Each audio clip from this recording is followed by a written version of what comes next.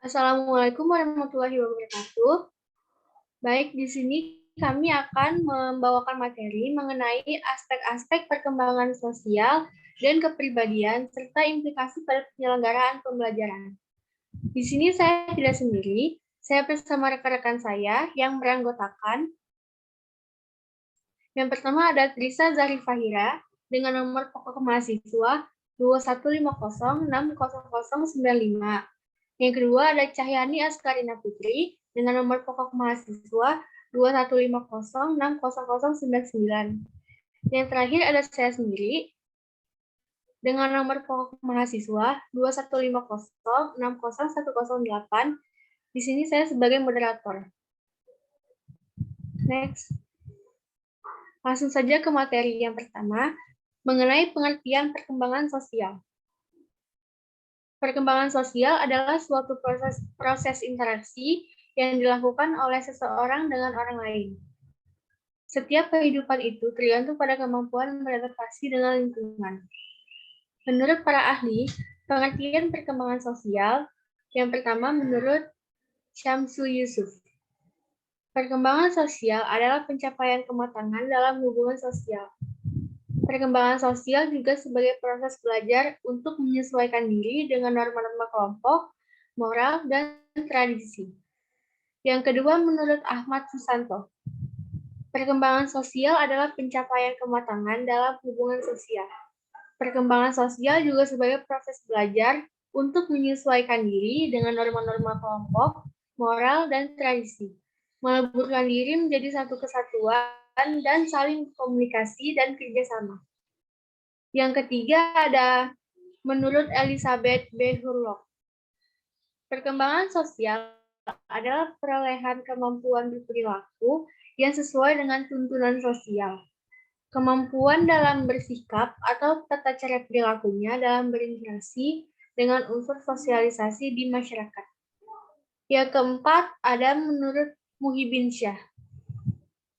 Perkembangan sosial adalah proses pembentukan pribadi dalam keluarga, budaya, bangsa, dan bernegara. Berdasarkan pendapat yang dikemukakan oleh para ahli, dapat disimpulkan bahwa perkembangan sosial adalah kemampuan perilaku sosial yang telah dimulai sejak manusia itu lahir. Pembentukannya terjadi dalam pribadi itu sendiri maupun dalam keluarga, budaya, bangsa, dan bernegara, terorganisasi dalam proses sosialisasi yang berhubungan antar satu dengan yang lainnya. Dengan proses yang meliputi belajar berperilaku yang baik dan mengembangkan sikap serta tingkah laku sosial terhadap masyarakat lainnya.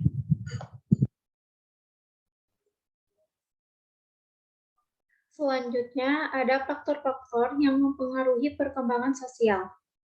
Yang pertama, ada keluarga, lingkungan pertama yang berpengaruh pada perkembangan anak. Yang kedua, ada kematangan anak.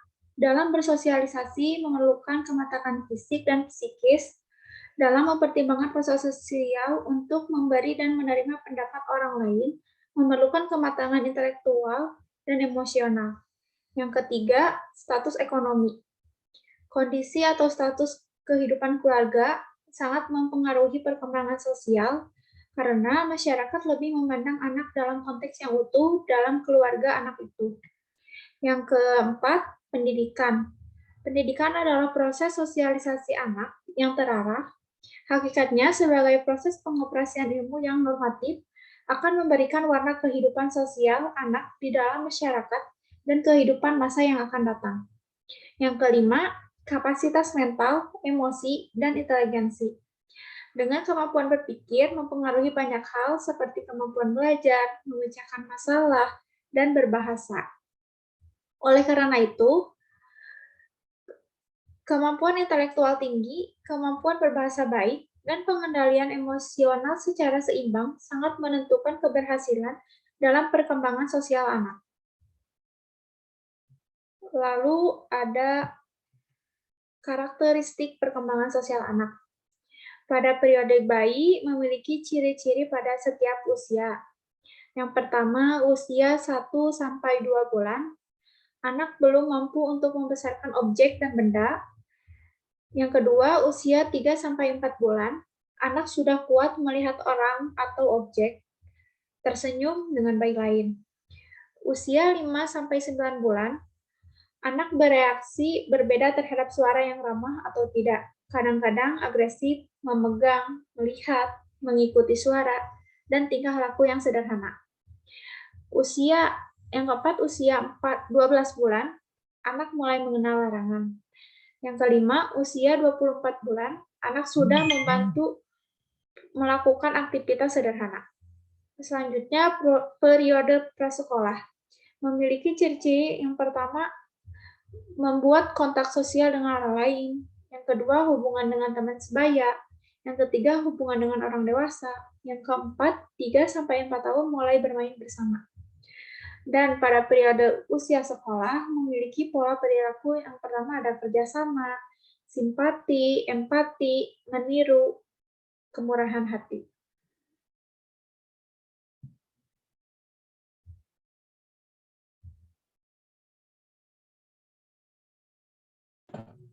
Baik, yang keempat ada tahapan perkembangan peserta didik yang harus dipahami oleh pendidik.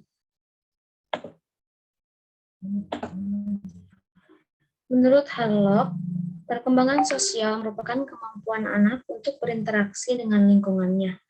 Bagaimana anak tersebut memahami keadaan lingkungan dan mempengaruhi dalam berperilaku baik kepada dirinya sendiri maupun kepada orang lain. Jadi dapat disimpulkan bahwa perkembangan sosial peserta didik adalah kemampuan peserta untuk menyesuaikan diri terhadap norma-norma tradisi yang berlaku pada kelompok atau masyarakat, kemampuan untuk saling berkomunikasi dan kerjasama. Perkembangan sosial peserta didik ini dapat diamati melalui kemampuannya dalam berinteraksi dengan orang lain dan menjadi masyarakat di lingkungannya. Beberapa faktor yang mempengaruhi perkembangan sosial yaitu keluarga, kematangan psikis dan fisik, teman sebaya, sekolah, serta status sosial ekonomi. Perkembangan sosial peserta didik ini harus dikuasai oleh seorang pendidik agar proses pembelajaran dapat berlangsung dengan baik. Nah, upaya yang dapat dilakukan pendidik untuk mengembangkan sikap sosial peserta didik dalam pembelajaran yaitu melaksanakan pembelajaran kooperatif serta pembelajaran kolaboratif. Next.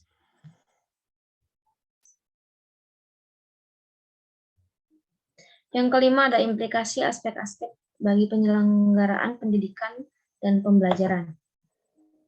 Yang pertama yaitu implikasi perkembangan biologis dan perseptual. Perkembangan fisik peserta didik memegang peranan yang penting terhadap pendidikan, karena perbedaan perkembangan fisik harus dihadapi dengan tepat oleh para pendidik. Yang kedua ada implikasi perkembangan intelektual. Nah, perkembangan intelektual ini sangat erat kaitannya dengan potensi otak manusia. Menurut Widya Smadi, potensi otak manusia hanya tampak 8% sebagai pikiran dasar. Nah, sedangkan sisanya yaitu 92% disebut alam bawah sadar. Nah, untuk itu perkembangan intelektual pada peserta didik perlu dikembangkan. Yang ketiga ada implikasi perkembangan sosial. Nah, manusia merupakan makhluk sosial. Nah, berikut ada beberapa implikasi menurut Budiamin. Yang pertama, untuk meningkatkan kemampuan peserta didik dalam menyadari dan menghayati pengalaman sosialnya. Yang kedua, ada keberadaan teman sebaya bagi anak usia sekolah dasar merupakan hal yang sangat berarti, yang dapat membantu mengembangkan aspek perkembangan anak. Kemudian yang keempat ada implikasi perkembangan emosional. Nah, emosi itu merupakan suatu keadaan pada diri seseorang yang disertai warna efektif, baik pada tingkat lemah maupun tingkat yang luas. Yang kelima ada implikasi perkembangan moral. Nah, moral itu bukan hanya memiliki arti bertingkah laku sopan santun, bertindak dengan lemah lembut, dan berbakti kepada orang tua saja. Nah, melainkan lebih luas lagi dari itu.